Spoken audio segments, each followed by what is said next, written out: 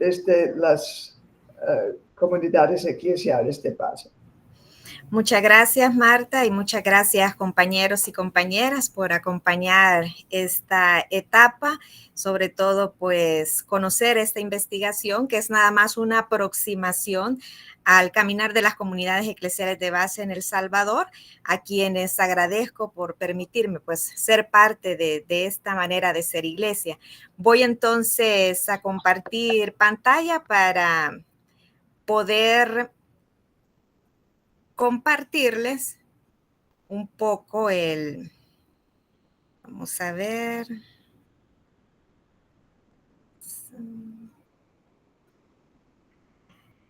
si no nos falla. ¿Se ve? Excelente, excelente. Muy bien. Entonces, el nombre de la tesis es Comunidades Eclesiales de Base, un nuevo paradigma eclesial en El Salvador. Y he delimitado la investigación a una generación de comunidades comprendida entre los años 2010 y 2025. A la derecha, pues, ven una fotografía que corresponde al primer grupo de esta generación del 2010 al 2025 que empezó a reunirse desde su manera de ser iglesia, como son las comunidades eclesiales de base.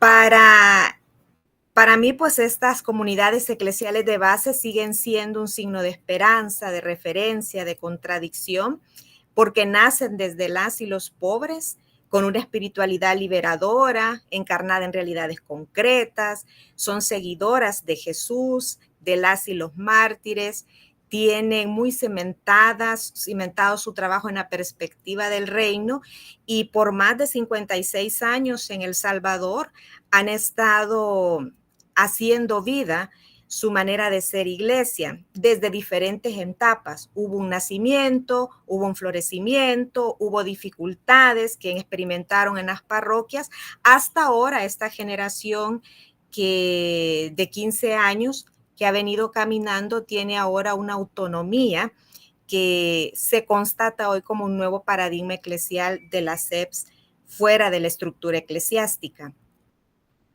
He construido 4 capítulos dentro de la tesis. El primero, trato de hacer una mirada de las décadas de historia de las comunidades eclesiales de base en El Salvador, compartiendo como los principales hitos o esos acontecimientos que marcan específicamente cada una de estas décadas.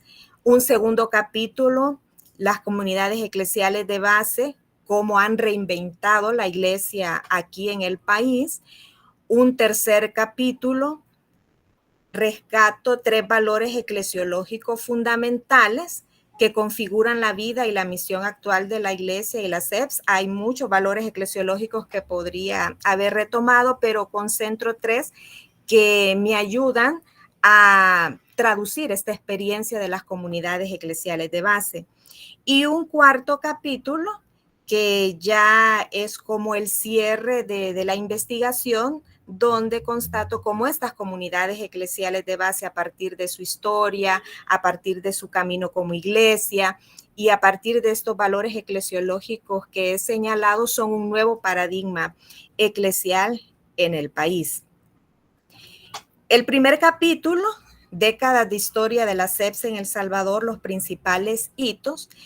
Recojo el caminar de las comunidades. Ciertamente esta experiencia de comunidades eclesiales de base nace al final de la década de 1950 e inicio de 1960, principalmente en el campo y la ciudad en Brasil, pero es una manera de ser iglesia similar a las primeras comunidades cristianas y que en su momento también fueron un paradigma para toda forma de comunidad eclesial en ese contexto histórico en el que nacen. Hago una línea del tiempo, primero una síntesis de cómo fueron las comunidades eclesiales de base entre 1968 y 1990, donde se da un florecimiento de esta experiencia acá en el país, que muchos llamaron como un tiempo de primavera dentro de las parroquias que impulsaban esta manera de ser iglesia, incluso a pesar de la persecución, del martirio que se da en estos años, las comunidades seguían caminando.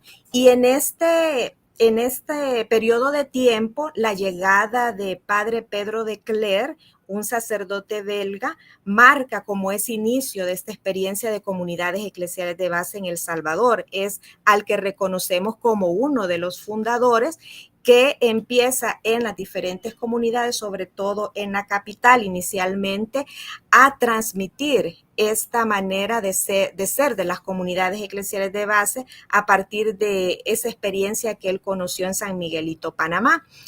Entonces había en este periodo de tiempo como una experiencia donde las CEPs estaban integradas en la visión de la iglesia, que era promovida por sacerdotes progresistas, incluso pues por Monseñor Romero. Pero tras el asesinato de Monseñor Romero, las CEPs tuvieron que reunirse clandestinamente y hay pues toda una historia de persecución, de masacres, donde muchos animadores y animadoras de las comunidades pues también fueron asesinados, otras siguieron caminando. Y en esta etapa, pues rescato, a pesar de esa realidad, siempre se mantenía esta experiencia de comunidad eclesial de base. Llegamos así a 1990, hacia el año 2000, 10 años en el que a partir de la historia de estas comunidades se ha expresado como un proceso de involución. Después de venir de un florecimiento, de una promoción de estas comunidades, oficialmente se da un abandono hacia las comunidades eclesiales de base en las diócesis. Ya no eran incluidas en los planes pastorales, a excepción de una o dos diócesis que la incluían, pero ya en la práctica no se promovía esa manera de caminar, esa manera de ser iglesia que habían pues vivido las comunidades en años anteriores, y solamente algunos sacerdotes progresistas las continuaban impulsando y acompañando, pero era una minoría. Así llegamos a otra década, entre el 2000 y el 2010, sobre todo a finales, se va dando una especie de marginación más visible, de abandono y de rechazo de algunas parroquias y de algunos sacerdotes que no compartían con la manera o visión que tenían las comunidades eclesiales de base. Y es a finales de esta década donde muchas comunidades eclesiales de base en el país dejan de trabajar en función de un proyecto parroquial. Es allí donde se da un punto de reflexión entre si seguir con el proyecto parroquial o seguir con el proyecto del reino de Dios, que más adelante voy a compartir cómo fue esta mirada que ellas fueron haciendo. Entonces, en este recorrido que hago en el primer capítulo, voy viendo como una transformación eclesial en las comunidades eclesiales de base salvadoreñas, o sea, de venir de un acompañamiento con las autoridades eclesiásticas a venir hacia una autonomía de laicos y laicas que vienen pues ya trabajando fuera de las parroquias. Tras haber experimentado ese florecimiento, ese acompañamiento cercano, se van dando cambios internos dentro de la institución eclesial. Entonces esto llevó a las comunidades a replantearse su forma de ser iglesia. Surgen nuevas condiciones. Entonces deciden emprender ese caminar de manera autónoma como laicos y laicas, comprometidos y comprometidas en sus propios territorios. En el mes de julio del año 2010, las comunidades eclesiales de base en El Salvador son invitadas a un encuentro regional de Centroamérica. Y allí pues se va dando una reflexión con quienes participaron, un grupo de 15 personas, de que no había una articulación nacional en el país, a diferencia del resto de países de Centroamérica y también del continente. Y a la par de esta necesidad de estar articulados, se venía también expresando las dificultades que estaban viviendo las mismas comunidades dentro de la parroquia. Entonces, estos dos elementos hacen de que el día 21 de agosto de 2010, que fue un acuerdo que surgió de ese encuentro regional en el que participaron, se diera esa primera reunión de los representantes de las diferentes comunidades eclesiales de base en el país, y nace esa articulación nacional que es precisamente la generación que yo recojo dentro de mi tesis, en el desarrollo de la tesis.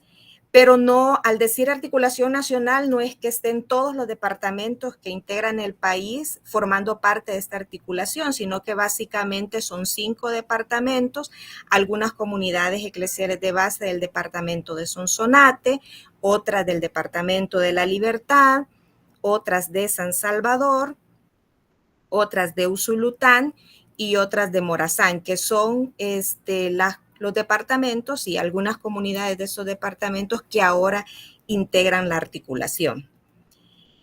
Entonces, en este primer capítulo detallo 6 casos, aunque hay muchos casos, pero solamente recojo 6, aunque en el desarrollo de la tesis se van mencionando otros de estas situaciones que estaban viviendo las comunidades. Una son las CEPs del Bajo Lempa en el departamento de Usulután, que toman la decisión de continuar su camino eclesial y pastoral fuera del ámbito parroquial. No se logra un diálogo con el nuevo sacerdote que llega a la zona. Había renunciado padre Pedro de Cler, que era el que las animaba, las acompañaba, y tras su partida física en agosto del 2015 se va generando una serie de situaciones de tensión con el obispo de la diócesis y algunos sacerdotes de la zona que les retiran vehículos que ellos habían gestionado, expulsan a una de las hermanas de la casa parroquial, borran murales, y se va dando pues una serie de tensiones que hacen pues que las comunidades decidan pues ya no continuar dentro de la parroquia. También el caso de la CEPS de Segundo Montes, que en Morazán, que está en medio de 2 parroquias que estaban promoviendo el carismatismo, y a partir del caminar que traían estas comunidades, pues veían que esa no era la manera en la que ellas querían expresar su fe y que todo el trabajo estaba en monopolio de sacerdotes. Entonces ellas buscan otra manera de vivir su espiritualidad, de liberación, como ellas mismas expresan, no encajonada o impuesta. También comparto el caso de otra comunidad donde expresaba en una de sus reuniones que el sacerdote se llevó las hostias, las ofrendas, el Santísimo, y que ya no había llegado a la comunidad, que ni los invitaba a los espacios de coordinación parroquial a partir de una monición que habían hecho con las homilías de Monseñor Romero, y que les decía que no tenían pues que hablar de Monseñor Romero en sus moniciones. Entonces ese es otro caso. Luego otras comunidades que también comparten, que a medida han ido experimentando diferentes párrocos en sus territorios, pues se van dando situaciones incómodas, como que tienen que estar preparados para comulgar, si no, no pueden comulgar, o vestir de determinados colores o maneras para poder leer una lectura, o que tienen que comprar tanta cantidad de números para financiar la compra de un vehículo para la parroquia o pagar por los sacramentos. Entonces esto también hace que incomoda pues también a las mismas comunidades y empiezan a reflexionar, bueno, esto que está pasando, por dónde podemos ir, ¿verdad? También toco el caso de la CEP Nuevo Amanecer en San Salvador, aquí en la capital, que ellas hicieron, por ejemplo, una alfombra donde tocaban la destrucción de la madre tierra, cómo el consumismo estaba apoderándose de la población. Bueno, hicieron la alfombra, y la alfombra pues fue criticada por la parroquia, que no tenía que ver nada con el año de la fe. Entonces también pues ellas comparten no solamente esta experiencia, sino ahí en el transcurso de la tesis voy también pues dando a conocer estas situaciones que empezaban a vivir.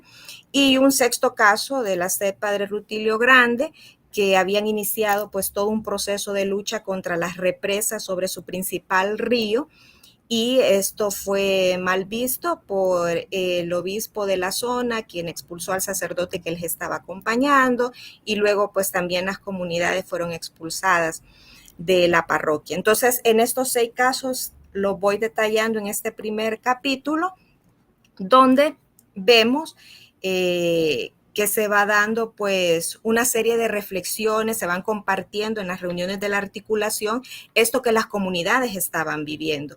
Y aquí pongo 2 pensamientos, uno de José Marins, teólogo brasileño, al conocer la experiencia en el 2014 aquí en El Salvador. Él decía que el problema estaba en que cuando la gente sencilla de la SEP se toma en serio estos compromisos e intentan llevarlo a las prácticas con esfuerzo, siempre surgen elementos conservadores entre el clero, acusando a la SEP de carecer del sentido de la comunión eclesial. Entonces, más que víctimas, las vuelven culpables. Y ahí pues cita lo que pasó en la zona del Bajo Lempa, donde se manda a borrar la figura de Monseñor Romero, que hay una falta de respeto a la gente y cómo va entrando en conflicto.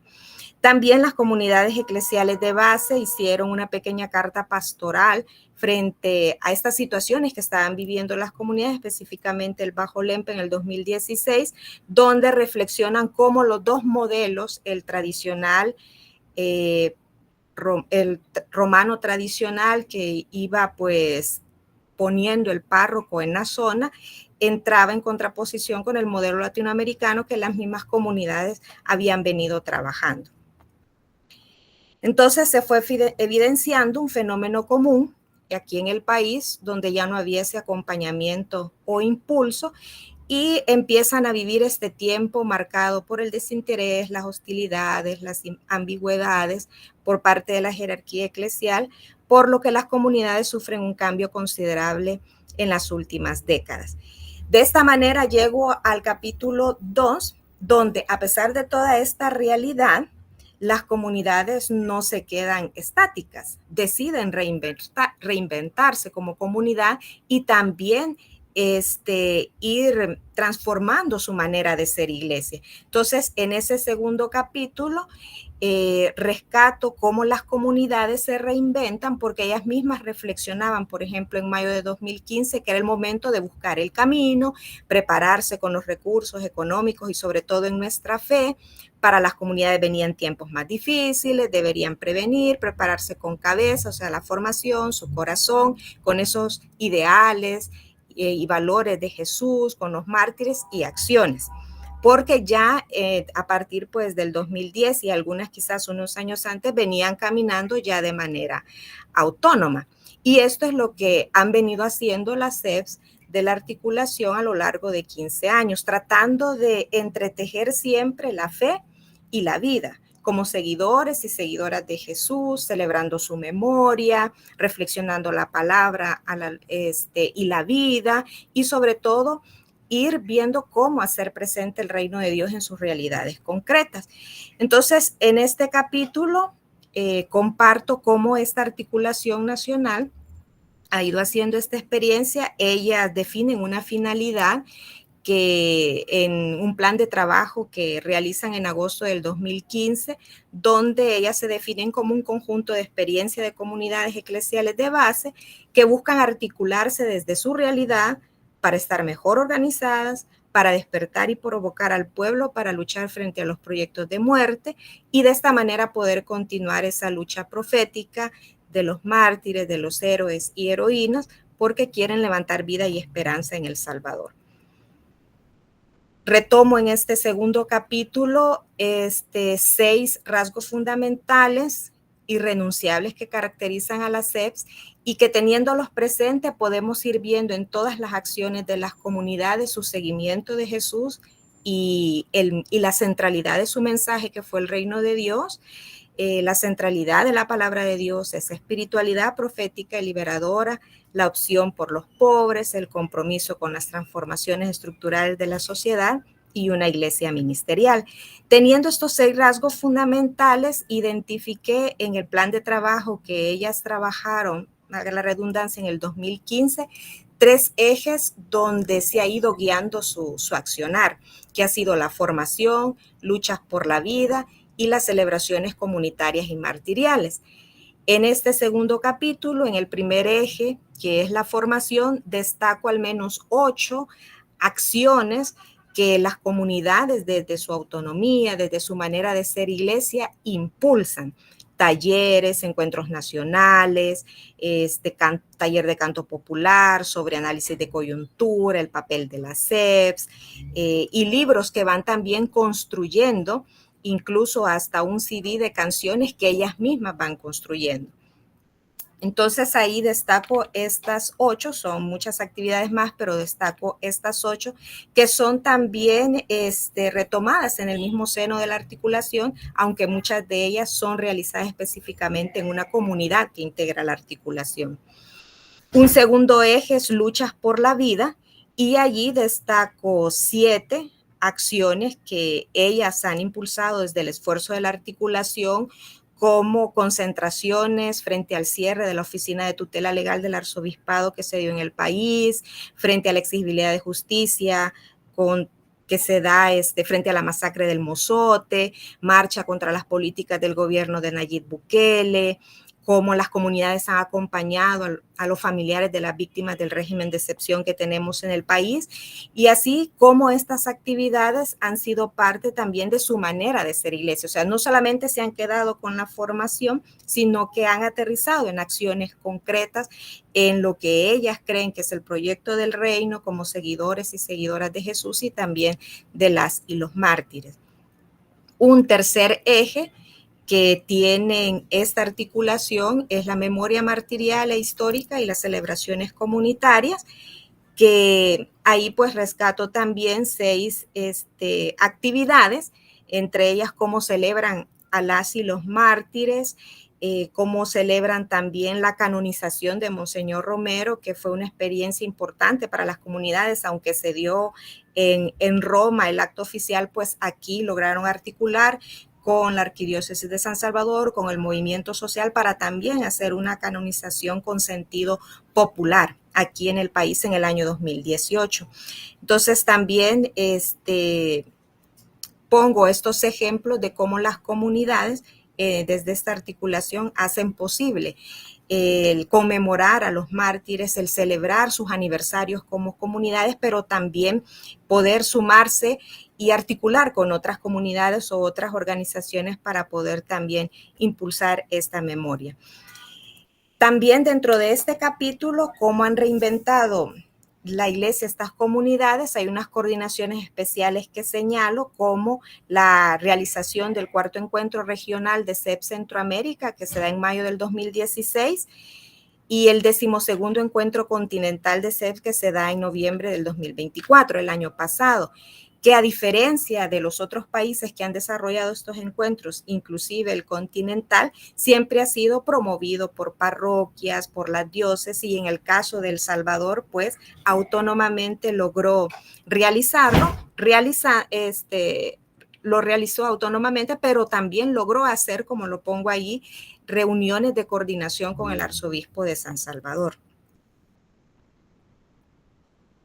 Entonces, vemos en este segundo capítulo cómo las CEPs han sido protagonistas desde una nueva generación de laicos y laicas comprometidas, impulsando estas iniciativas con estos 3 ejes de formación, luchas por la vida y memoria martirial e histórica, consolidando su experiencia de iglesia que nace de las y los pobres y que marca la identidad de esta manera de ser iglesia latinoamericana, que son verdadera iglesia, que son parte de la misma iglesia y que tienen pues espacios donde la fe cobra vida a través de ese compartir que hacen comunitariamente, a través de la reflexión, del compromiso con el evangelio, pero también encarnando en sus realidades concretas esas reflexiones que ellas hacen para levantar vida y esperanza. Es así como llego al tercer capítulo: 3 valores eclesiológicos fundamentales que configuran la vida y la misión actual de la Iglesia y la CEPs. O sea, después de haber visto momentos de tensión de las comunidades aquí en el país, de florecimiento, de rechazo, de marginación, pero también que no han decidido pararse, sino seguir caminando, Entonces me preguntaba, ¿dónde surge su nueva forma de pensar? La iglesia y de ser iglesia, ¿dónde nace su misión? ¿En qué se inspira? ¿Qué la sostiene y anima? ¿Desde dónde reflexiona sobre sí misma? ¿Y cuáles son los fundamentos de esta iglesia latinoamericana que la sigue inspirando? Aunque ha sido un camino de 56 años, pero específicamente en esta generación del 2010 al 2025, cómo esta manera de ser iglesia le sigue animando, le sigue haciendo creer que es posible instaurar el reino de Dios en medio de todos y todas. Entonces, estos 3 valores que elegí que me podían ayudar a traducir la teología y la eclesiología de la SEP fueron en un primer momento el Concilio Vaticano II, Medellín y Puebla, que son como 3 cartas de presentación que tienen las comunidades eclesiales de base y que son referencia para las comunidades. Allí en este capítulo toco algunos elementos importantes como este concilio pues fue una renovación eclesiológica con esta nueva concepción de iglesia, la importancia de la reforma litúrgica, la dimensión pastoral. En el caso de Medellín, que muchos consideran a Medellín como el bautismo de las comunidades eclesiales de base, porque es la recepción y la concreción latinoamericana del concilio y donde precisamente se afirma que las comunidades son ese primer y fundamental núcleo eclesial, que encuentran ahí su reconocimiento, su legitimidad teológica y su impulso pastoral. Y luego en Puebla, a veces, bueno, dicen en las comunidades que es como también la confirmación, porque es allí donde el papel de la SEP se reconoce como espacio de encuentro y de participación activa en la vida de la iglesia. Un segundo valor, la sinodalidad, que me ayuda pues a traducir, que me ayudó a traducir esta manera de ser iglesia de la SEPS, que cuando las SEPS la oyeron por primera vez, no sabían qué era, bueno, igual, pero en el camino al ir entendiendo qué es la sinodalidad, ellas reconocieron de que ya eran comunidades que practicaban la sinodalidad. Entonces ahí retomo algunos elementos de la sinodalidad, cómo se refiere a esta experiencia de caminar juntos y juntas, cómo se promueve una participación efectiva de todo el pueblo de Dios en la toma de decisiones también para una iglesia más participativa, misionera y en comunión. Y un tercer valor eclesiológico que retomo es el protagonismo y el liderazgo e igualdad de las mujeres y la plena participación de todos y todas. Y ahí retomo con importancia el papel de las mujeres y cómo las mujeres irrumpimos en la teología, que nos volvemos activas también sujetas activas de la misma, no en sentido de competencia con los hombres, sino en mutualidad inclusiva y solidaria. Y en estos 3 valores, pues voy tocando también algunos teólogos y teólogas que también han ido reflexionando en relación a estos 3 temas. Entonces, cómo estos 3 valores los retomé como claves interpretativas para redescubrir el significado y el valor teológico pastoral y la fuerza de la SEPS en El Salvador. Y así finalmente llego al 4º capítulo, que lleva pues el mismo título de la tesis, como después de este recorrido, también de esta reflexión de estos valores eclesiológicos, la SEP pues son verdaderamente un nuevo paradigma eclesial en El Salvador, cómo ellas han logrado continuar desde este esfuerzo de la articulación nacional, que son una referencia eclesial aquí en el país, ciertamente minoritaria, pero que está al servicio del reino de Dios, que experimentan una participación más activa, sinodal y profundamente cercana a las realidades concretas donde ellas están presentes. Y ahí voy pues también haciendo como ese complemento o ese entretejido entre los valores eclesiológicos que había señalado en el capítulo 3, cómo se lo van viviendo las comunidades en la práctica, cómo es su opción preferencial por las y los pobres, cómo desafían también las estructuras tradicionales, cómo asumen activamente su camino, cómo toman la palabra, cómo se organizan, hasta llegar a bueno, más bien este sentir pensar de la SEPS que no surge de la nada, sino que se construye a partir de las reflexiones y acciones que van haciendo posible en su vida cotidiana, como a través de su caminar tejen una espiritualidad encarnada en la realidad, en una práctica viva que transforma sus compromisos y fortalece también su caminar. La perspectiva del reino de Dios está reflejada en las diferentes experiencias que las SEPs de la articulación han desarrollado a través de los ejes que señalaba, la formación, las luchas por la vida, las celebraciones, pero también en las reuniones mensuales que tienen, porque la articulación se reúne una vez al mes en las diferentes comunidades donde reflexionan la palabra, el evangelio del domingo, y a partir de allí van también vislumbrando sus acciones o van también reconociendo su caminar o las acciones concretas que van desarrollando en su territorialidad, ¿verdad? Como por ejemplo, cuando han hecho la lucha por la tierra de las y los campesinos de sus comunidades en la cooperativa Normandía, que las comunidades eclesiales de base de Usulután acompañan, o cómo se han puesto frente al régimen de excepción, o cómo han luchado contra la construcción de las mini represas, o cómo deciden acompañar a las mujeres violentadas por sus parejas, o marchar por las calles para denunciar las políticas del gobierno actual. Así van ellas tratando también de ir aterrizando esa fe que ellas tienen en ese seguimiento que hacen de Jesús en sus realidades concretas. Y por eso ahí señalaba lo que decía Ignacio Ellacuría, que hay signos, o sea, y lo reconozco en estas SEPs, hay signos de que los pobres son evangelizadores, que son salvadores. Y también Padre Pedro de Cler decía, en relación a lo que ponía en la diapositiva anterior, que la fe se transmite por las acciones. Es una experiencia, no es un conocimiento. Nos han transmitido que la fe es un conocimiento, que yo sé que Dios existe. No sirve, decía Padre Pedro. Esa no es la fe. La fe es una experiencia y la experiencia siempre está en función del amor, de la justicia, contra la corrupción, por la verdad, en solidaridad. Y si sale a la calle y va y lucha, ahí se va a dar cuenta que hay una injusticia. Y es ahí donde decía Padre Pedro, tenemos que ser solidarios, ahí defender la vida. Y entonces ahí, en esa experiencia, de repente va a encontrarse con Dios, porque ahí está, entonces va a tener fe. Las CES entonces que integran el esfuerzo de la articulación nacional reflexionaban que era la hora de retomar su compromiso de una fe histórica, de una evangelización que les tiene que llevar a ver, oír y conocer las realidades de las víctimas.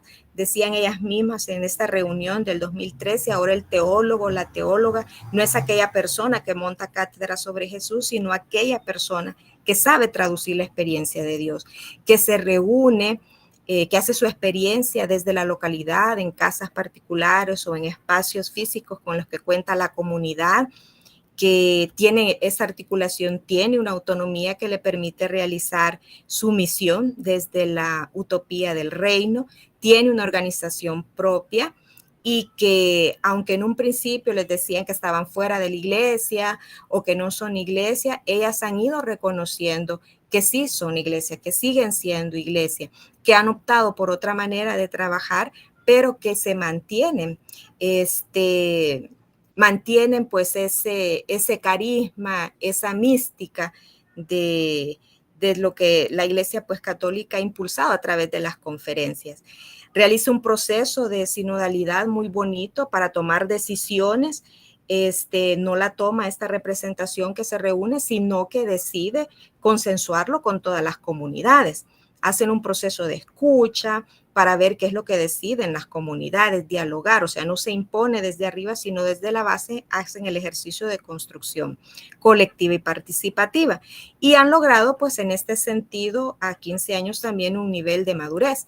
Y esto lo retomo y lo quiero señalar porque pareciera que después de haber tenido toda esta situación de tensiones con muchos de los sacerdotes e incluso con el mismo arzobispo actual, en el camino, cuando, por ejemplo, el arzobispo actual decidió hablar a favor del salario mínimo, en contra de la minería, las comunidades deciden hacerle una carta y agradecerle porque se estaba pronunciando a favor de la vida. Y se logra, tienen esta primera reunión y a partir de ahí pues se da una serie de reuniones que han sido pues también fraternas. Han logrado, a pesar de las diferencias en un primer momento, pues también madurar y sentarse y dialogar y poder también tener algunas coordinaciones. Entonces hay un protagonismo también de las mujeres en ASEPS, quienes en algunas comunidades son animadoras, presiden sus celebraciones y que esto ha sido motivo de condena por parte de algunos sacerdotes y obispos, pero ellas han reflexionado sobre la importancia de una participación equitativa entre hombres y mujeres en los distintos carismas y ministerios. Siempre tienen como punto de partida común a Jesús y el reino, aunque cada comunidad tenga su propia manera de caminar. Entonces la SEPS de El Salvador en esta articulación, bueno, pero también en el continente son parte viva de la iglesia como su primer nivel, es un nuevo paradigma basado en la sinodalidad, en la participación plena de todos y de todas, y pues esta articulación a través del diálogo y la autonomía respecto a la autoridad eclesiástica ha construido una manera de ser iglesia donde comparten sus alegrías, sus angustias, sus esperanzas, pero también su manera de seguir a Jesús. Se organizan y actúan colegiadamente, no por decreto, sino que hay un encuentro genuino entre hermanos y hermanas, son evangelizadoras, son misioneras, celebradoras de la vida, y que eso les ha marcado en los 15 años a partir de las experiencias vividas. En ese sentido, puedo decir que las SEPS en El Salvador siguen vivas, son una experiencia de iglesia sencilla y minoritaria, son una nueva forma de ser iglesia con la finalidad de seguir a Jesús. Bajo esta mística se inspiran, se encarnan en la realidad concreta que viven, asumen un compromiso frente a las injusticias, un compromiso con el pueblo, denuncian, pero también anuncian, porque saben que Dios les habla a través de esos acontecimientos y los signos de los tiempos. Miguel Ventura, que es el asesor de las comunidades eclesiales de base en El Salvador, decía el 17 de febrero del 2018 que la articulación de comunidades eclesiales de base en el país es una experiencia interesante porque cada uno y cada una de los que aquí estamos con metodologías propias, identificadas con el territorio, estamos haciendo una experiencia y en ese marco no estamos desvinculados, sino que tenemos la posibilidad en este espacio de decir que estamos haciendo cosas muy buenas en común, con puntos en común, con visiones que cada día las vamos profundizando y acercando cada día más, metodologías, contenidos. Es una experiencia que si la vemos a nivel nacional, es una esperanza. Aunque tengamos dificultades, esta experiencia no muere. Importante resaltar este elemento muy positivo. En medio de las diferencias, hay este esfuerzo que ilumina, coordina y nos lleva a una unificación y no una polarización. Entonces, he querido pues resumir en esta presentación esos cuatro capítulos. Es nada más una aproximación que hago, que también no recoge quizás todo este caminar de las comunidades eclesiales de base que es amplio, pero he querido como darle una palabra pues también a esta experiencia de las comunidades eclesiales de base en el país, a quienes agradezco porque desde la primera reunión de agosto del 2010 pues he estado con ellas, me he dejado pues también acompañar, me han acogido esa comunidad de comunidades y pues tener esta oportunidad de poder plasmar en estas palabras pues su caminar, ¿verdad? Entonces llegaría hasta aquí. Y agradezco pues su atención. Muchísimas gracias, María Elena. Ahora la palabra tiene el tribunal. Suena muy marcial, pero no es tan, es con mucho cariño y empatía, creo. Vamos a pedir comenzar Elizabeth con su valoración y con entrar en diálogo con María Elena. Y de aquí adelante dejo totalmente la palabra al tribunal. La directora es Laurel. Laurel, tú asumes de aquí en adelante. Liz. Bueno, me toca a mí. Muchísimas gracias, María Elena. Este proyecto es muy bonito y lo que primero quiero decir es, como tú has dicho al final, es una experiencia vivida para ti, ¿verdad? A lo largo de décadas de acompañar a las comunidades eclesiales de base. Y eso, creo, para mí señala una metodología teológica muy profunda, porque como siempre decía Gustavo Gutiérrez, la teología es la reflexión crítica en la praxis a la luz de la palabra de Dios. La teología es el segundo paso. Um, es la práctica de la fe, es el compromiso de la fe en la vida que tú has vivido con estas comunidades a lo largo de tantos años, es el primer paso. Entonces, me parece muy importante que tú tienes este proyecto como segundo paso de reflexionar en esa experiencia de una forma académica. Sabemos que tú a lo largo de esos años y también las comunidades mismas, los miembros, las miembros de las comunidades, siempre van por ese camino de reflexión teológica, ¿verdad? Pero así formalmente, de esta manera, hacer la investigación, documentar todo muy detalladamente y con mucho amor, con mucho cariño. Es un proyecto bastante amplio y bastante impresionante. La historia que has narrado de las comunidades dentro de 15 años, que solo son 15 años de los 56, ¿verdad? Pero es bastante, es como un gran libro de solo los 15 años. Y es una escritura bien organizada, bien clarita, porque yo sé que en tu educación, tu otra vida, eres periodista, ¿verdad? Eres una comunicadora y eso fue muy claro para mí en la escritura. Tú como autora puedes comunicarte de una manera magnífica a la gente, a los lectores, a todos. Y es un gran don que tienes y gracias por compartirlo con nosotros. Yo sé que no has llegado al final de ese proceso. Yo espero que pueda dar paso a otros proyectos y publicaciones, porque sí, es bastante amplia y bastante impresionante.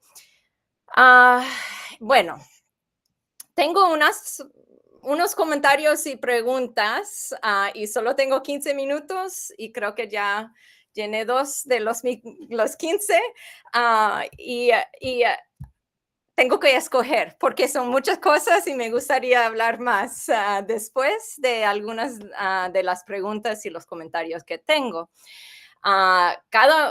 Como dije, la tesis es bien organizada. Los 4 capítulos cabales con los detalles de la experiencia de quiebre con las parroquias, los curas, la jerarquía y el camino de las SEBs hacia la autonomía eclesial en la primera parte, la segunda parte, esos 3 ejes de las actividades eclesiales de las SEBs, la formación, luchas por la vida, memoria martirial, etcétera. La tercera parte, como los valores eclesiológicos que fundamentan el nuevo modelo eclesial de las SEBs y como las comunidades, en la cuarta parte, como las comunidades viven, encarnan esos valores en medio de la vida cotidiana, las realidades locales, nacionales, globales, eclesiales. Tengo muchas preguntas y comentarios sobre las 4 partes. Voy a adelantarme a la tercera y la cuarta, ¿verdad? Porque tengo una pregunta, una inquietud sobre la sinodalidad y las mujeres. esos son 2 de los 3 ejes que creo que tú destacas en el tercer capítulo, ¿verdad? Me encanta la sinodalidad. Es todo el mundo, estamos hablando de la sinodalidad en la Iglesia Católica, en la teología católica, la eclesiología, gracias al Papa Francisco, ¿verdad? Como tú mencionas en la tesis. Estamos enamorados de la sinodalidad porque abre este espacio de diálogo y que da más participación a los laicos, las laicas, y nos puede llevar más cerca a la verdad, porque entre más voces diversas que tenemos en la mesa de diálogo, más cerca podemos llegar, ¿verdad? A la verdad. Y es muy bonito. Y todos celebramos con el nuevo Papa León, ¿verdad? Él mencionó una iglesia sinodal en sus primeras palabras públicas como Papa. Y eso sí, me encanta. Y lo que me encantó de lo que tú hiciste en la tesis es explicar que aunque no usaban esas palabras, esa palabra de sinodalidad, las comunidades eclesiales de base siempre desde el principio han estado encarnando ese valor eclesial, ¿verdad? Tú explicas muy, muy bien eso. Y la pregunta, la inquietud que tengo es que en la Iglesia Católica Romana ese concepto de la sinodalidad queda dentro de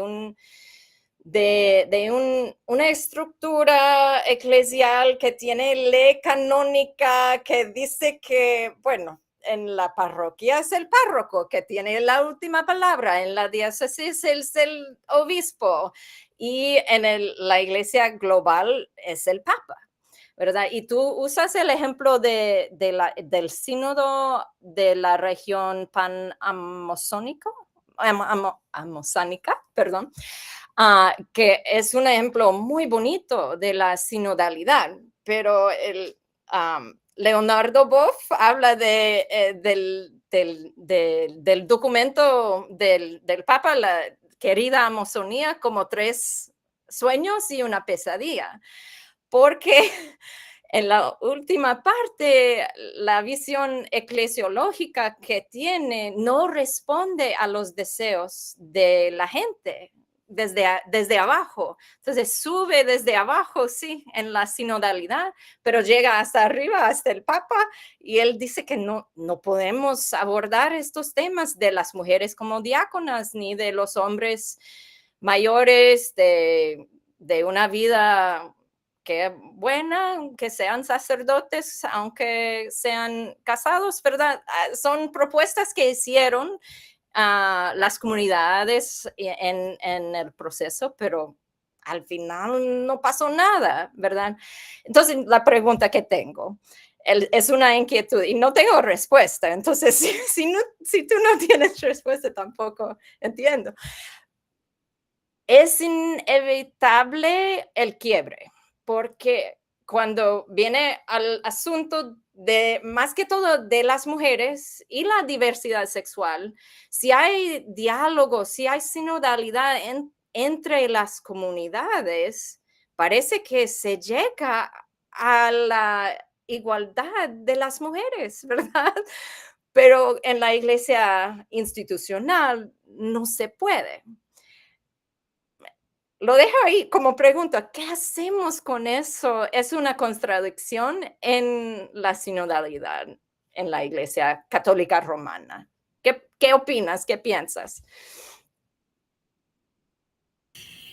Pues mira, incluso es un tema que las comunidades no es que hayan abordado directamente, de decir, si las mujeres van a ser diáconas o tienen que ser sacerdotisas, ¿verdad? No es algo que hayan abordado y que por eso han decidido en su manera de ser iglesia ellas mismas celebrar, sino que es fruto de esa misma reflexión que las comunidades han hecho. Si porque no solamente los animadores pueden celebrar, también las animadoras de la comunidad, las mujeres. Y yo creo de que allí las comunidades eclesiales de base del Bajo Lempe en Usulután han hecho esa experiencia a partir de que Padre Pedro les formó para que fueran ellas mismas y ellos mismos los que tomaran sus decisiones a partir del contexto en el que les tocaba vivir.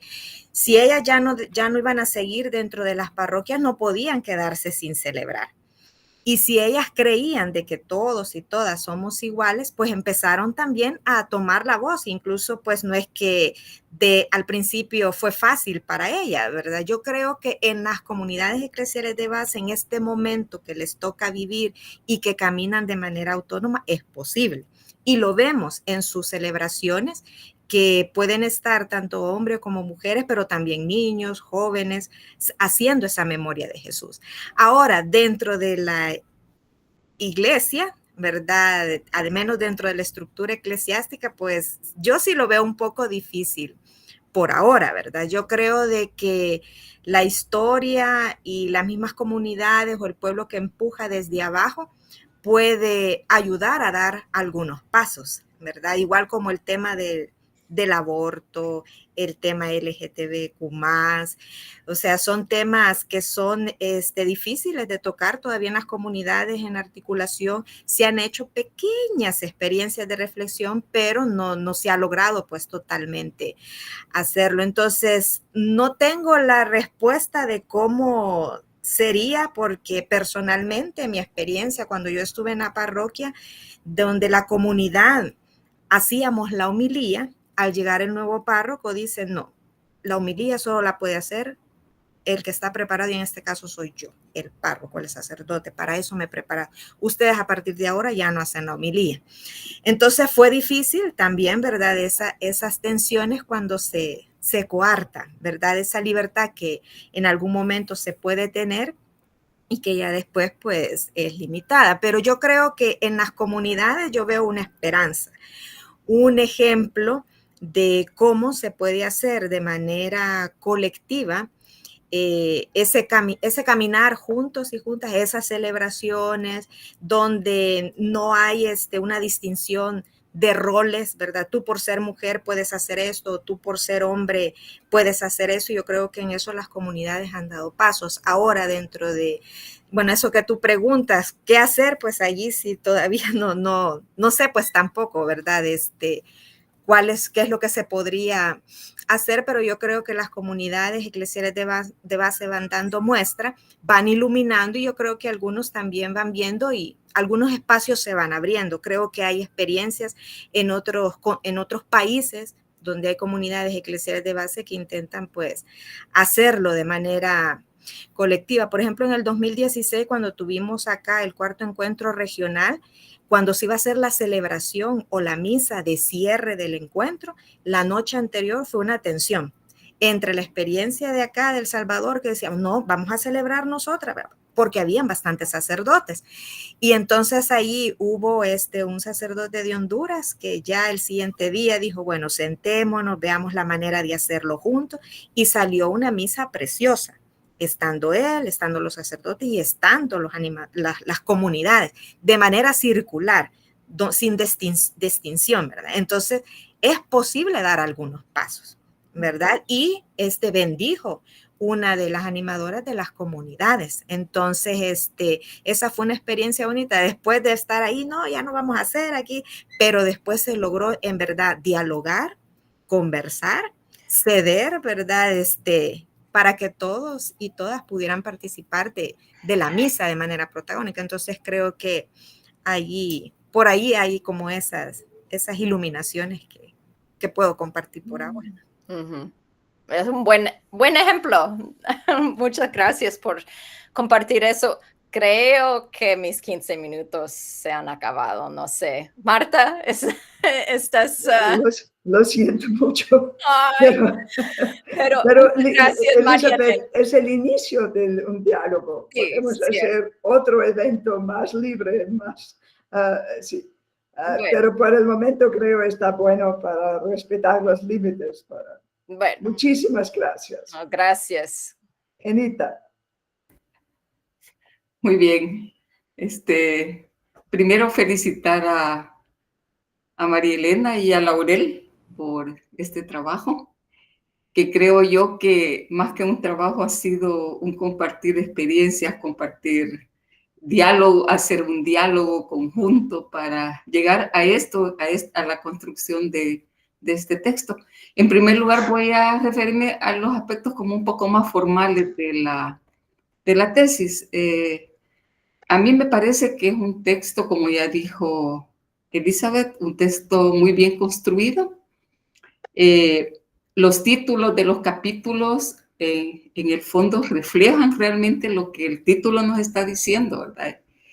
Y también María Elena logra desarrollar y fundamentar muy bien el objetivo que se propone en la tesis, ¿verdad? Mostrarnos que las comunidades eclesiales de base son una nueva manera de ser iglesia.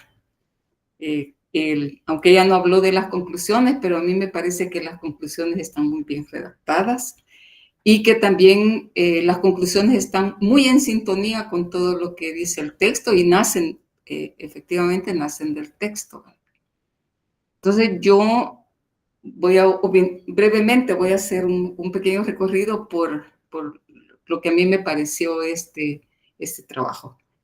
En primer lugar, voy a comentar la parte como más histórica que está concentrada en los dos primeros capítulos.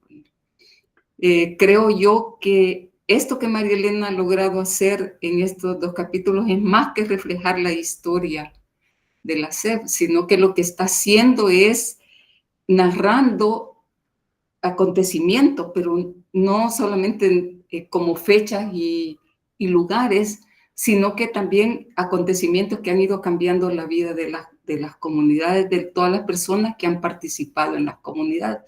De hecho, me parece muy honesto que ella señale ese momento en que algunas comunidades hacen su discernimiento y deciden continuar con el proyecto parroquial, ¿verdad? Eso me parece importante porque refleja la honestidad con la que esto está construido, ¿verdad?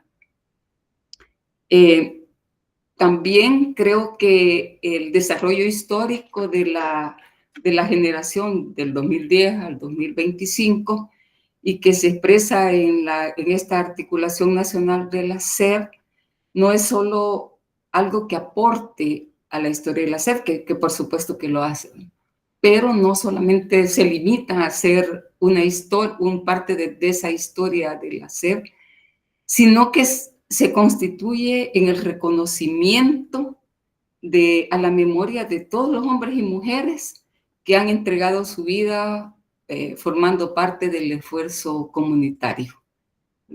También se constituye en un reconocimiento, por cierto, María Elena lo dice, un reconocimiento agradecido a todas aquellas personas que les han apoyado, que no han dejado que la comunidad vaya caminando sola, sino que han ido acompañando ese caminar de las comunidades. Un caminar que, por lo que hemos visto en esa narración, no ha sido nunca un caminar fácil, ¿verdad? Sino que ha estado lleno de vicisitudes, altos y bajos, pero también, como María Elena ha dicho, muy lleno también de esperanza, porque han logrado hacer la relación entre la fe y la vida. Las comunidades eclesiales de base nos están mostrando la forma en que la fe y la vida se entrelazan y no se puede decir que se tiene fe si la vida no se ve involucrada en la defensa de los menos favorecidos y contra las injusticias que cometen los poderosos. Entonces, después de estos aspectos como más históricos, que no es que estén separados del resto de la reflexión, pero sí me parece que ya en el capítulo 3, María Elena aterriza su reflexión más teológica, ¿verdad? Es la parte como donde nos está mostrando cómo las comunidades eclesiales de base han tenido esos tres valores que ya nos mencionó en la presentación, estas 3 cartas, que son como las cartas de nacimiento, podemos decir, o de continuidad de las comunidades eclesiales de base, Vaticano II, con todos los cambios que significó, Medellín, siendo el aterrizaje donde se va a concretar una iglesia verdaderamente latinoamericana, y tendríamos que ponerle el apellido de liberadora, ¿verdad? Porque iglesia latinoamericana tampoco somos una sola, los latinoamericanos no somos una sola iglesia que piense toda igual, sino que tenemos nuestras diferencias, ¿verdad? Nuestras diferentes maneras de ver las cosas. El otro aspecto, la sinodalidad, no lo voy a comentar porque ya ha sido comentado. Y algo que me llama mucho la atención es que dentro de estos valores, María Elena pone el liderazgo y protagonismo de las mujeres, ¿verdad? Y también no solamente de las mujeres, sino que la plena participación de todos y todas, ¿verdad? Ese es un aspecto que para mí es muy importante, y que estos 3 valores eclesiológicos son los pilares en los que se está fundamentada, y también van guiando la vida y la misión de ser iglesia, tal y como es comprendida desde las comunidades eclesiales de base.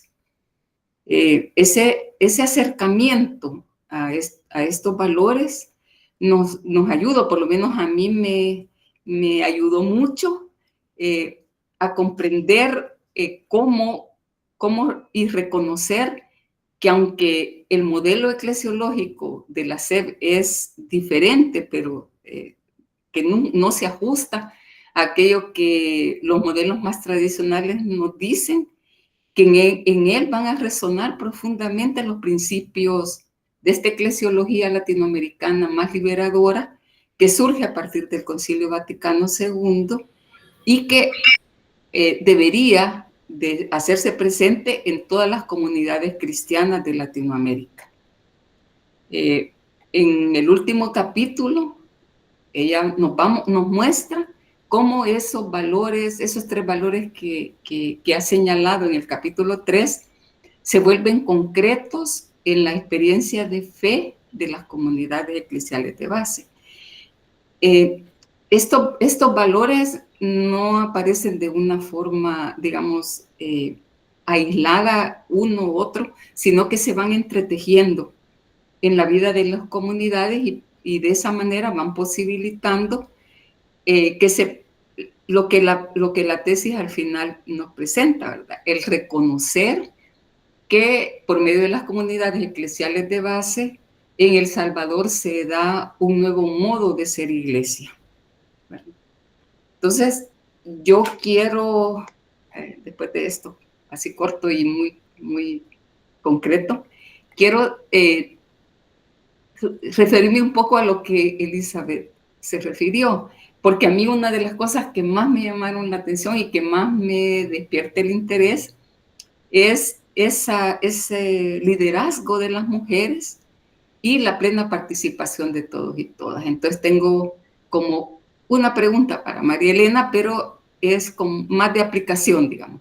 Entonces, ¿qué retos representa ese liderazgo femenino y la plena participación de todos y todas en la SEB para la estructura más tradicional de la Iglesia Católica, pero no solo de la Iglesia Católica, sino que también de otras iglesias?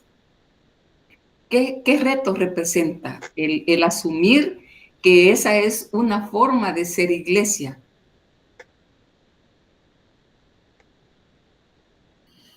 Gracias, Ena. Híjole. Después voy a hacer otra que conste. Pues sí, es una pregunta bastante fuerte y desde la Iglesia Católica, por ahora lo veo, como ya le decía, pues también Elizabeth, un poco difícil. Incluso en las mismas comunidades han estado también queriendo profundizar en los temas de equidad de género, de feminismo, que son temas que en otros lados pues no se logran tampoco todavía como reflexionar. Y yo creo de que la iglesia conoce, al menos en los territorios donde están las comunidades eclesiales de base, esta manera de celebrar y esta manera donde las mujeres tienen un papel protagónico, no solo en las celebraciones, sino también en las acciones, en las formaciones que implementa, saben de esta manera, pero han sido señaladas, ¿verdad? Porque dicen las mujeres pues no pueden celebrar, las mujeres no, bueno, ya todo lo que se ha mencionado, incluso en algunas celebraciones, algunos sacerdotes han mencionado también esta manera que tienen las comunidades de celebrar o donde las mujeres están. Entonces, es un reto efectivamente para la iglesia, para la institución eclesial, pero si dentro de la institución no se da un proceso de formación y no salen también hacia las comunidades a ver las realidades concretas y poder también colectivamente crear nuevos espacios o reflexionar o preguntar o profundizar en estos temas, va a ser un poco difícil. Incluso en los seminarios desconozco si el pensum de materias, cuál es el que tienen, si hay una reflexión incluso sobre equidad de género, porque no solamente referida a la celebración o liderazgo que tienen las mujeres en las celebraciones, sino también en los diferentes carismas y ministerios dentro de la iglesia, porque si no se logra pues cambiar también esa formación o no sé si cambiar o enriquecerla o transformarla, pues va a ser un poco difícil si los nuevos que se están también formando no es que no conocen, pero ya llevarlo a la práctica pues es quizás difícil. Con eso no quiero decir que no hay experiencias que sí intentan hacer una diferencia. En el continente las hay y hay coordinaciones y van caminando, no tal vez así de manera plena como se esperaría, porque quizás no hay algo totalmente certero, ¿verdad? Así es totalmente, ¿verdad? Sino que siempre hay matices, pero yo creo que sí hay, al menos si logran hacer esta experiencia de sentarse, de conversarlo, de intentar dar ese paso, se logran algunos, pues sí, unas buenas noticias en ese camino, ¿verdad? Pero todo depende, es como de dos causas, ¿verdad? Tanto los sacerdotes, tanto pues las mismas comunidades, o sea, todos tienen que tener como ese calor adecuado para poder llevarlo a la práctica. Y creo que la formación es un punto, la encarnación en las realidades concretas es otro, que puede ayudar y donde se ven que las mujeres son las que salen, ¿verdad? Por ejemplo, en la lucha que hacen las comunidades eclesiales de base de Usulután, que acompañan a los familiares de las víctimas del régimen, son mujeres las que andan allí visitando, buscando, y no necesariamente pertenecen a una comunidad eclesial de base, pero van allí demostrando que sí es posible caminar, ¿verdad? Y defender a sus familiares. Entonces, por eso digo, pasa por la formación, pasa también por este contacto, por esta encarnación que logran hacer con estas maneras de ser iglesia. Entonces son muchos los retos, que yo creo que los cambios vienen siempre desde abajo, y aunque el Papa Francisco impulsó, ¿verdad? Pero incluso él en su alrededor pues también tenía detractores, ¿verdad? No fue fácil, ¿verdad? Entonces, pero desde abajo se va empujando, ¿verdad? No sé si lo veremos nosotras y nosotros, a lo mejor otra generación lo verá, pero yo creo que sí hay algunas esperanzas y tenemos que ir asumiendo los retos desde la territorialidad y desde lo que nos toca hacer. Eso. Bueno, gracias, María Elena. También tengo otra pregunta que es como de la aplicación de lo que nos has dicho. Mencionaste, y esa es otra de las cosas que también me llama mucho la atención, que la coordinación nacional no toma decisiones por sí misma, sino que se reúnen, después cada uno va a sus comunidades, preguntan a sus comunidades para después tomar la decisión. O sea, las decisiones nunca se toman desde arriba, sino que las decisiones se toman, como ya has dicho, desde abajo. Entonces, mi pregunta es, ¿cómo esa experiencia comunitaria en la toma de decisiones puede contribuir a enfrentar los desafíos actuales en nuestro país, especialmente todo este desafío que tenemos políticamente ahora, ¿verdad? Todo esto que tenemos ahora, ¿cómo ese modo que tienen las comunidades eclesiales de base puede aportar, ¿verdad? No digo hacia arriba del gobierno, sino que hacia nosotros, el resto de las personas que estamos en la sociedad. Ha sido bonito el proceso de consulta y de escucha que las comunidades eclesiales de base en articulación han ido impulsando. Y no necesariamente quizás en su momento han pensado así, lo vamos a hacer directamente, nace así de repente, sino que en el camino surge. Y, por ejemplo, pongo el caso del del encuentro continental que se hizo el año pasado. O sea, desde hace varios años se decía que se hiciera en El Salvador, siempre la CEP decíamos no, porque no tenemos la infraestructura, lo económico, etc.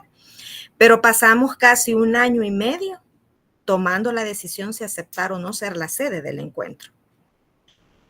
Y eso pasó por discutirlo en la articulación y de ahí que cada comunidad lo llevara a cada representante lo llevara a su propia comunidad y también lo compartiera si lo hacíamos o no, ¿verdad? Entonces se recogió durante 1 año y medio, aún con los temores, aún con las imposibilidades, y se decidió.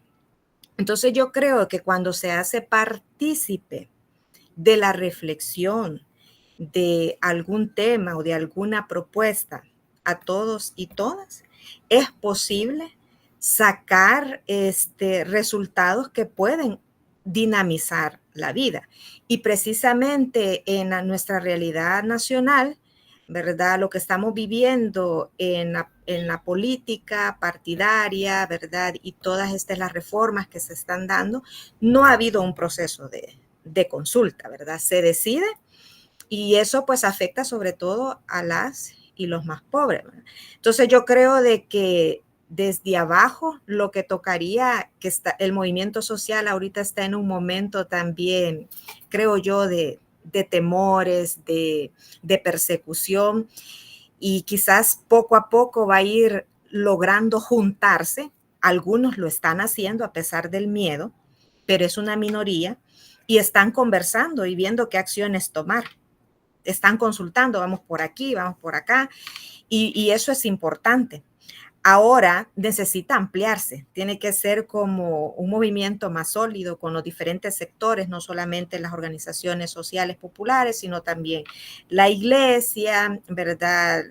Las organizaciones de derechos humanos, pero hacer esa sentada colectiva, pues eso es quizás lo que sería importante hacer, pero no es fácil, ¿verdad? Por toda la realidad que estamos viviendo, pero las comunidades han demostrado que a pesar del miedo, con el tema, por ejemplo, del régimen, logran salir, ¿verdad? Y allí sí nos dan una lección también, ¿verdad? De poder encarnar en nuestra realidad esa fe que tenemos, cómo podemos seguir a Jesús, a nuestros y nuestras mártires, y a pesar pues de esa realidad logran salir. Entonces yo creo de que en nuestra realidad actual pasaría, ¿verdad? Por continuar empujando esos encuentros que por ahora se están haciendo, ¿verdad? Para analizar la coyuntura y retomar algunas acciones concretas y acompañar, dar el paso de acompañar, porque ahora pues somos pocos o pocas, o a veces ni lo hacemos, que acompañamos si hay una concentración, una conferencia, ¿verdad? Y creo que estamos en la etapa de empezar a vencer el miedo, ¿verdad? Y para hacer algo como más amplio, ¿verdad? Bueno, muchas gracias, María Elena. Laurel. Bien, creo que ahora me toca a mí. Buenas tardes nuevamente. María Elena, me da mucho gozo, mucha alegría llegar a esta etapa que llevamos ya varios meses trabajando, aunque no tantos meses como puede tomar un proceso de tesis, porque tú has trabajado con mucha dedicación, con mucho enfoque, y con mucho cariño en medio de la vida, del trabajo, de la política, de la realidad.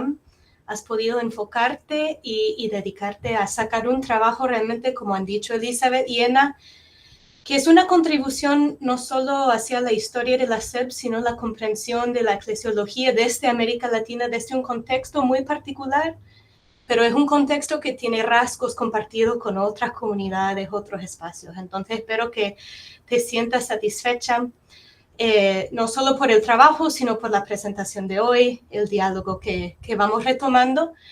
Las fotos que vi también en tu presentación testifican a tu ser periodista. También me dio mucha ternura ver ahí al padre Pedro, a don Pedro, a una Rosy chiquita, diferentes personas que conocemos y que hemos caminado juntos y juntas. Y desde tú acompañar de ya más que 20 años, se nota que has recopilado y estás ofreciendo todo ese caminar, toda esa reflexión de varios años ya como en la tesis. Y no es un trabajo que se dejará de hacer después de esta defensa, sino que a lo mejor el día de mañana tienes otras reuniones, otras actividades, que es un paso más en tu caminar junto con las comunidades eclesiales de base del país. Yo también tenía varias preguntas. En cuanto a lo que compartieron Ena y Elizabeth sobre estas tensiones entre quizás los puntos más escandalosos, ¿verdad? El liderazgo de las mujeres, la equidad de género, la diversidad sexogenérica, incluso la misma adultez o madurez de los y las laicos para tomar decisiones propias de su comunidad y su parroquia. Es algo que hemos hablado una y otra vez a lo largo de los años y en este proceso de tesis. Y algo que me parece muy importante del recorrido que has dado en el trabajo es reconocer que esta separación de la parroquia no es una cuestión teórica, ¿verdad? O no es una cuestión así absoluta. Por ejemplo, para realizar el encuentro continental de SEPS el año pasado, había una coordinación con el arzobispo. No es que es una separación y un silencio total y hay un muro ahí, sino hay intentos, más que nada, que nacen desde las SEPS, ofrendas desde las SEPS de reunión, de apoyo, de encuentro, de felicitarlo por su postura en contra de la minería. Y también las demás reuniones que va señalando en la tesis. Eso nos muestra que la decisión de separarse no es que están estableciendo como una segunda eclesiología absoluta aparte de la parroquia y de una vez por todas, sino que van respondiendo a los contextos que surgen y lo que les pide su fidelidad al reino. Así que creo que estos matices muestra como una madurez de reflexión y pensamiento también que es muy necesario para tocar estos temas tan, digo otra vez, escandalosas, que a veces nos podemos escandalizar por algo, pero tú lo llevas con mucha madurez y esto es algo que te agradezco. Además de ser un aporte a las SEPS en sí, desde tu cariño por ellas y tu deseo de apoyarlas, también en diferentes momentos hemos reflexionado que es una manera de responder también a las personas de otras SEPS, de otros países, o de personas de otra eclesiología, de otros espacios eclesiales, que preguntan que por qué las SEPS están separadas, o cómo pueden llamarse iglesia, o incluso ya no son iglesia. Incluso tuvimos un público imaginado durante el proceso de escritura de un sacerdote de Perú que te preguntó en el encuentro que cómo puede ser que las SEPS caminan aparte de. Y parte de la idea de la tesis era desarrollar y profundizar un recurso que se puede ofrecer como para contar realmente qué ha pasado, cómo eran las decisiones. Entonces, hoy te quiero invitar a que te imagines en este encuentro con este personaje o otros personajes que quizás no tengan chance en el momento de leer toda la tesis, pero desde ese proceso de reflexión, de escritura, de tú misma buscar, articular tus conclusiones, ¿cómo responderías a esta persona que cuestiona la eclesialidad de las SEPS por su eclesiología alternativa? Gracias, Laurel, y aprovecho pues en agradecer también este acompañamiento que me has dado durante todos estos meses para poder llegar a este resultado de la tesis. Y efectivamente, como tú mencionas, no es que las CEPs decidieron de la nada el estar fuera de una parroquia, o sea, ni lo pensaban, porque nacieron dentro de parroquias y hicieron una experiencia muy bonita que les llevó a florecer dentro de las parroquias. Y en el caso específico de estas CEPs en El Salvador, las condiciones que fueron encontrando a partir de finales de la década del 2010 fue la que les llevó a tomar esta decisión. Y no es una receta que se puede hacer en cualquier parte del mundo. Cada quien hace su experiencia a partir de lo que le toca vivir en su territorio. Por eso es importante como revisar el territorio en el que se está impulsando esta comunidad y ver ahí las condiciones que le hacen fortalecer su manera de ser iglesia o restringir su manera de ser iglesia. Fue un momento en que las comunidades empezaron a vivir estas tensiones, empezaron a compartirlas y empezaron a reflexionar, como lo mencionaban, si seguir con el proyecto parroquial, que sentía que se alejaba del proyecto del reino de Dios que ellas habían aprendido, que era el reino de Dios es vida, que es justicia, que es libertad, que es verdad y que es amor solidario.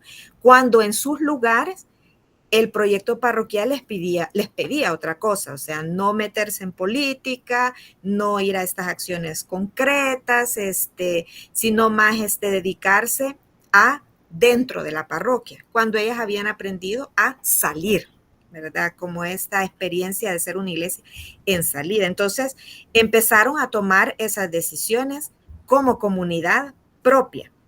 Incluso en articulación iniciaron unas comunidades que no estaban de acuerdo en un momento porque estaban dentro de parroquia y en ningún momento las comunidades dijeron tienen que salirse o qué, no. O sea, en el camino ellas también experimentaron porque se fue dando en el país como ese momento de involución, o sea, se siguió profundizando.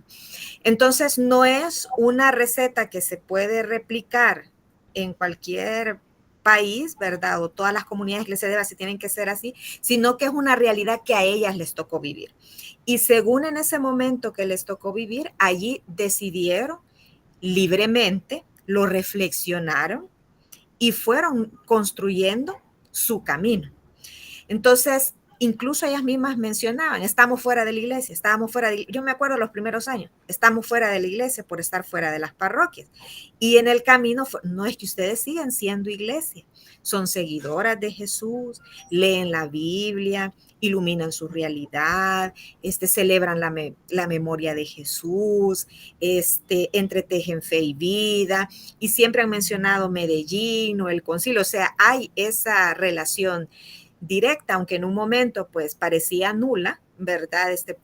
Con el arzobispo, por ejemplo, pero en el camino también maduraron y decidieron, bueno, acercarse. Y esa primera reunión que fue con el arzobispo, todos estábamos así, ¿verdad? Saber que, y él movió su silla de estar enfrente, él estaba al centro de la mesa y todos allá al fondo. Él movió su silla y la puso al lado de Chamba, de una de las CEPs de Usulután, y dijo, ¿por qué me han dejado allá? Yo quiero estar aquí. Eso rompió el hielo. Entonces, aunque íbamos quizás con una postura a saber cómo va a ser la situación, fue un diálogo fraterno. Entonces, con él se dieron a partir de ese año 2017 una serie de reuniones hasta llegar el año pasado, ¿verdad? Que se le propuso lo del encuentro y él hace la invitación y todo. ¿Que hay diferencias? Sí hay. ¿Verdad? Esa sí hay, porque incluso se han hablado en algunas, se ha pedido que pueda él dar una voz en relación al régimen, al menos el año pasado, pero no se logró esa reunión. Pero en otros temas sí. Entonces, siempre hay diferencias y como él mismo decía en una de las reuniones, les respeto, no les voy a decir que vuelvan, porque eso sería que retrocedan en el avance que ustedes han hecho. Entonces hay un respeto. Y yo creo que eso es importante, que hay un diálogo fraterno, podemos tener diferencias, pero hay puntos en común que nos unen, que nos convocan y con las que podemos caminar de manera colectiva. Entonces yo creo que eso depende de la realidad, ¿verdad?, de cada país, del camino que haga cada comunidad. Todas las comunidades son diferentes, no hay una igual que otra. Toma sus decisiones, ¿verdad?, consulta y vuelve a consultar y se deja pues también guiar por el Espíritu, que en ese momento les ilumina para definir su camino y sobre todo hacer posible lo que ellas siempre rescatan, el reino de Dios aquí y ahora, que es el que esa perspectiva del reino la tienen clara y eso les hace seguir también siendo iglesia en la base. Eso podría como comentar. Bueno, estoy convencida. La segunda pregunta quizás es más amplia y quizás nos puede dirigir un poco más al futuro de este trabajo y de tu oficio también como teóloga. Quiero preguntar por el papel de la teología en el acompañamiento a las SEBs, porque está el acompañamiento pastoral, están los diferentes ministerios que hacen las mismas SEBs, la sabiduría propia del pueblo como sujeto de su fe. Pero ¿cómo ves el papel de la teología? ¿Qué tiene que ofrecer la teología a las SEBs o cómo ves el aporte de este trabajo? Porque en el camino de la tesis hablamos una y otra vez, especialmente en la construcción del capítulo 3. O sea, nos referimos a las autoridades de la teología o de la iglesia como para darle el aval a lo que hacen las comunidades, porque eso no es lo que queríamos, ¿verdad? Las comunidades con mucha libertad caminan desde su propio discernimiento. Pero, ¿cuál es la idea de hacer referencia a la teología? Usaste varias veces en tu presentación la palabra traducir, que son herramientas que nos ayudan a traducir una experiencia a una comunidad global o internacional. Entonces, tú hoy, ¿cómo ves la teología en la vida de las SEBs? No como una autoridad que habla por encima del pueblo, pero que puede apoyar la experiencia de las comunidades o que ayuda de alguna manera a hacer esa traducción. Y tú, que en unos momentos te vas a convertir también en maestra de teología, ¿cuál va a ser tu oficio como teóloga en tu continuo acompañar a las comunidades? Yo creo que uno de los puntos es la interpretación teológica que se puede hacer del caminar de estas comunidades eclesiales de base, porque en los primeros años de la articulación, las mismas comunidades decían, bueno, seguimos siendo iglesia, sí somos iglesia, pero ¿dónde encontramos esos argumentos o esas palabras que ratifican, que reconocen que sí seguimos siendo iglesia? Entonces yo creo que ahí el aporte de la teología es importante porque ayuda a traducir, a interpretar cómo esta manera de ser iglesia de las comunidades eclesiales de base están en sintonía con el evangelio. Se puede dar otras voces, otras palabras que lo explican, porque, bueno, para quienes conocen y viven en comunidad eclesial de base, se va haciendo, pero a veces ha faltado como poder visibilizar y darle nombre, apellido a esa manera de ser iglesia. Entonces yo creo que ahí la teología da ese aporte, ¿verdad? Como decía al principio, nos ayuda a traducir, a interpretar este caminar de las comunidades eclesiales de base. Ahora, personalmente, con lo aprendido, con lo reflexionado en estos 2 años, ¿verdad? Las diferentes materias, me han dado también otras luces que antes desconocía, ¿verdad? El poder leer a algunos teólogos y teólogas que van también recogiendo el caminar de estas comunidades de fe, no solo de las comunidades eclesiales de base, sino otras comunidades, ¿verdad? En toda nuestra América, y cómo van desarrollando, ¿verdad? Su caminar, pues también prende el foco de cómo también otras experiencias enriquecen la misma experiencia, ¿verdad? Otras maneras de ser iglesia en otros países y que han recogido otros compañeros y compañeras también iluminan, ¿verdad? Entonces, yo creo que el aporte estaría en ese sentido, en la traducción y la interpretación teológica del caminar de las comunidades. Gracias. Creo que se fueron mis 15. Sí. En este momento despedimos el tribunal para su deliberación y el resto de nosotros puede quedar aquí y abrimos para todos y todas los micrófonos. Quien quiere hacer un pequeño comentario, una pregunta a María Elena, está invitado a hacerlo. Pero por favor sean concisos para facilitar muchas voces y no solamente una homilía, sino mucha sinodalidad. ¿Quién quiere, con toda la libertad de las hijas y de los hijos de Dios, levanten el mano o hablen simplemente, abren el micrófono? Están invitados de reaccionar. Bueno, buenas noches. ¿Cómo están? Hola, Ana Laura. Bueno, yo quería, no la pude escuchar porque llegué tarde, porque estaba trabajando, pero bueno, le digo a todos y a Marta que con María Elena somos compañeras de camino y de resistencia. Y todo lo que contó ahora de su resistencia frente al sistema, para mí fue una enseñanza, porque yo la primera vez que la escuché dije, esta mujer no es de la iglesia.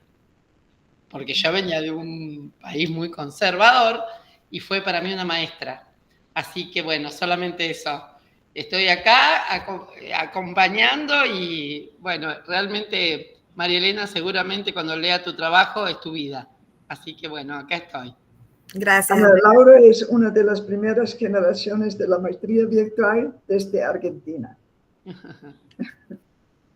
Adelante. ¿Quién más quiere? No tengan pena. Quisiera hacer un comentario sobre el texto, sino más bien el hecho mismo de esta tesis que ha hecho María Elena y de esta defensa. En cuanto que María Elena es una generación intermedia en las comunidades eclesiales de base, ¿verdad? Ya no es de aquella generación de las primeras comunidades de los años 60, de los años 70, 80, que vivimos la persecución, Monseñor Romero, todo aquel, sino ya es una generación nueva. Y también me alegra eso mucho porque hay un puente entonces ahí, ¿verdad?, que se va manteniendo, y al mismo, pero también Laurel misma, Elizabeth, ¿verdad?, son también de esta generación intermedia, de esta generación puente, que desde su teología y desde su trabajo y desde su vida van iluminando el camino de las comunidades eclesiales de base en la actualidad. Así es que me alegra mucho por eso. Yo que ya voy de salida, podríamos decir, ¿verdad?, por la edad, saber que hay nuevas generaciones que vienen detrás de nosotros empujando y iluminando y una actitud profética y eclesial. Así que gracias, felicidades, María Elena, y a todo el grupo. Gracias, don Armando. María Elena, quizá explicas a los no salvadoreños brevemente quién es Armando. Tú estás la historia ahora. Bueno, el compañero Armando Márquez es el escritor de libros que recogen el pensamiento de Monseñor Romero, recoge como esa catequesis de Monseñor Romero a partir de las diferentes homilías. Ya escribió 8 libros, ¿verdad? Y cada uno pues lleva un sentido, bueno, la cristología desde la visión de Monseñor Romero, ¿verdad? El martirio, es como recoger ese catecismo de Monseñor Romero. Es fundador de la fundación, valga la redundancia, Hermano Mercedes Ruiz, que es una organización que acompaña comunidades eclesiales de base en El Salvador. Pero sobre todo es un amigo, compañero de camino, que promueve pues el pensamiento de Monseñor Romero desde hace pues muchos, pero muchos años. Muchísimas Gracias, María Elena. Gracias, Marta. Gracias a ustedes. Adelante, sin pena. Sin vergüenza. Bueno, primero felicitarte por ese extraordinario trabajo. Para mí es un especial gozo porque yo vengo sosteniendo que las comunidades eclesiales de base no murieron con la guerra. La gente, hace poco en una tesis doctoral sobre Rutilio, la gente preguntaba eso, ¿qué pasó con ese método? ¿Qué pasó con esa gente? ¿Qué pasó con esa continuidad? Y entonces, a mí me alegra mucho que se haya sistematizado una investigación que da testimonio de que eso ha seguido desarrollándose y ese es un signo de esperanza para mí, ¿verdad? También lo que dijiste del rol de las mujeres, ¿verdad? Yo estoy convencidísimo que sin la mujer no hay comunidad ni teología posible, ¿verdad? Y creo que tu trabajo reitera eso, entonces, felicidades.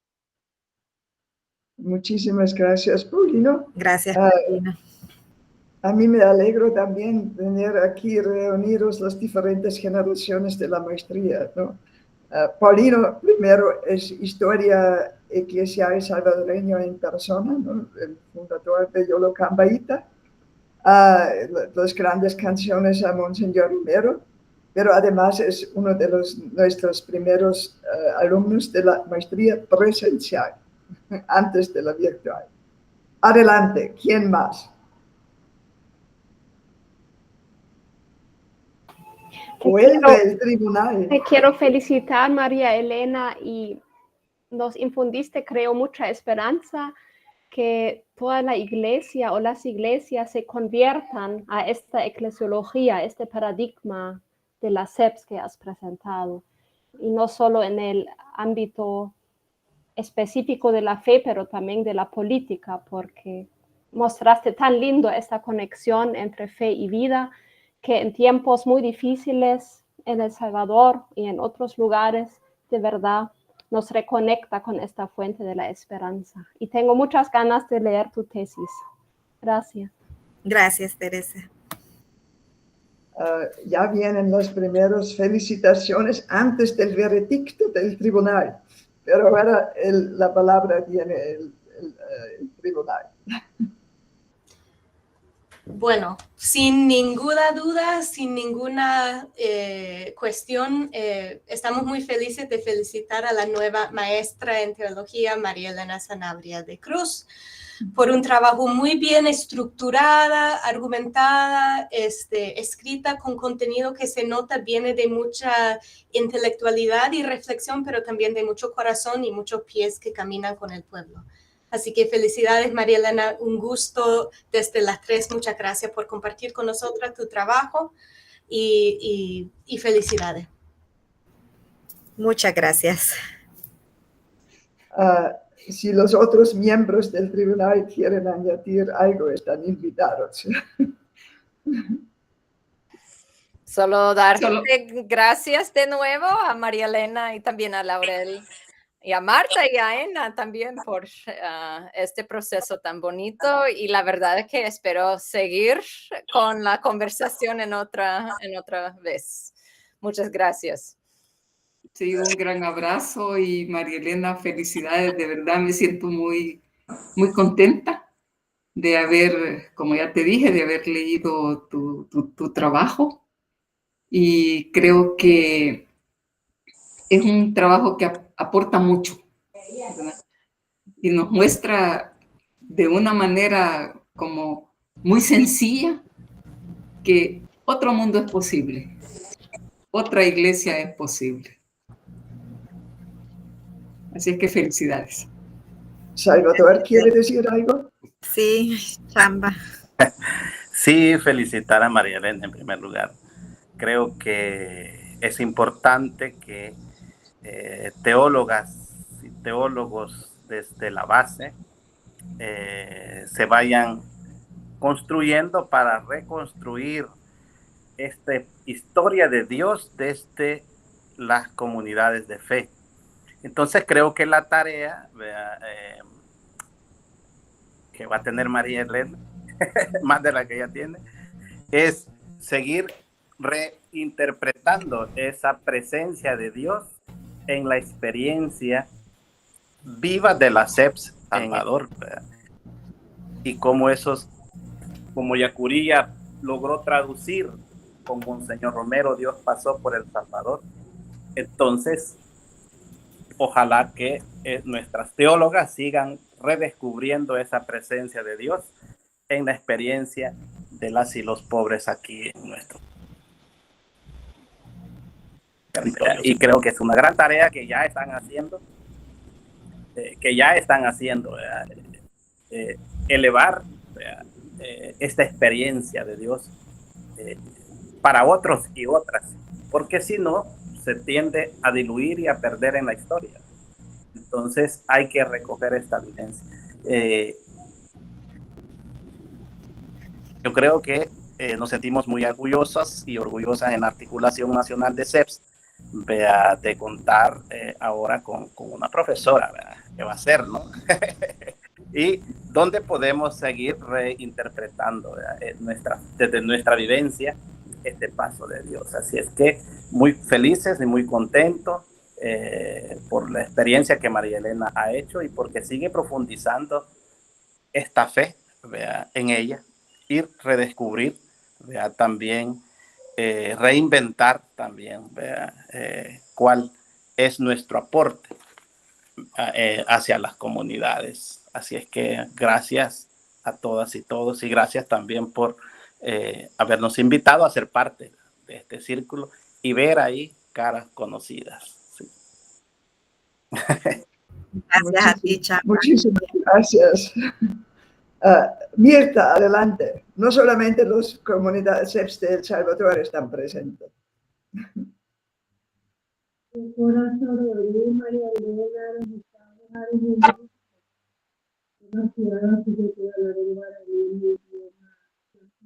Pasa algo con el micrófono, Mirta.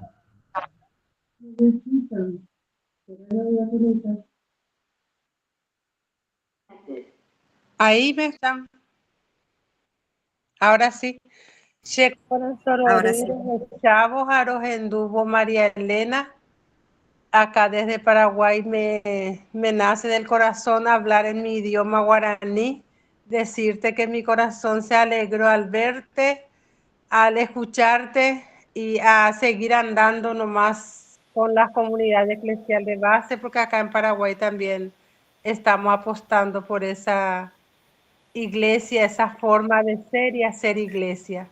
Añuán Baretén debe María Elena Aguille. Muchas gracias y un abrazo grande para vos, María Elena. Gracias, Mirta. Un abrazo para ti, la SEPS de Paraguay también. Mirta, una de los SEPS en camino hacia la maestra. Héctor, adelante. Sí, también Pues me igual, estoy empezando recién, así es que... no, pues igualmente, Madalena, saludos desde las comunidades de base en Tarahumara. Por acá te hemos tenido a ti, Armando, nos han dado un gran aliciente su testimonio. Saludos de Ernest, que entró por ahí también. El obispo entró también un rato, estuvo aquí. Después, pues todos te queremos mucho, tú lo sabes, y eres nuestra referencia de SEPS. Entonces, gracias por tu vida plasmada y, bueno, a seguir adelante con esta pasión del reino, de la teología latinoamericana, de la SEPS. Y gracias por la invitación. Gracias, Héctor, y saludos para ti también, para Ernestina por ahí. Muy queridos todos. Eso siempre... Marta, quizás antes de terminar habría que leer el mensajito de Víctor. Ya hemos leído, creo. No, solamente dijiste que estaban los Está mensajes bien. felicitando. Felicidades a la nueva maestra desde la instancia jerárquica. Efectivamente, hay una apertura novedosa que tiene mucho que ver también con la actual coyuntura social y política de El Salvador. No sabía que Víctor subió en la jerarquía, pero todo esto sí. O que él se identifica tanto con la instancia jerárquica, todo es posible. Pero gracias a él por este mensajito. Mire, eso es el momento desagradable siempre, porque es un poco desnatural que ahora no podemos darnos mutuamente un abrazo, que no podemos salir juntos para comer pupusas y cervecita o cafecito o que sea, que tenemos que dejarnos así en la virtualidad, ¿no? Pero tenemos que vivir con este pequeño malestar y estar agradecida que nos permite reunirnos más allá de los límites del espacio pequeño, pero siempre queda esa. Espero ahora, María Elena, que tus amigas ya han preparado una buena fiesta, que ya vas a gozar este abrazo, la comidita, la celebración, y nosotros les acompañamos. Nunca me parecía ni en lo piadoso decir te acompañamos espiritualmente, me gusta mucho más el abrazo físico, pero estamos contigo, te acompañamos y nos celebramos esta fiesta y agradecemos. Fue una fiesta de cosecha. Muchísimas gracias a todos ustedes. Cerramos con 2 horas, buena hora, el encuentro, y ojalá que pronto podamos dar seguimiento a este diálogo. La pobre Elizabeth estaba cortada, ¿no? Y a todos hemos tenido que limitarnos. Esperamos que eso da seguimiento y da impulso a un proceso que vivimos juntos. Muchísimas gracias. Cuídense mucho a todos. Muchas gracias a todos y todas por acompañarme también en este proceso. Gracias. Y María Elena sí va a estar en su graduación en octubre y ojalá que allá encontramos varios compañeros que se juntan a esta fiesta.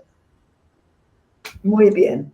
Cuídense. No, María Elena no entra en esta graduación, ¿no? Ahora me asusto. A saber, vamos a ver mañana. Adiós, adiós. Adiós, cuídense mucho. Un abrazo, hasta luego.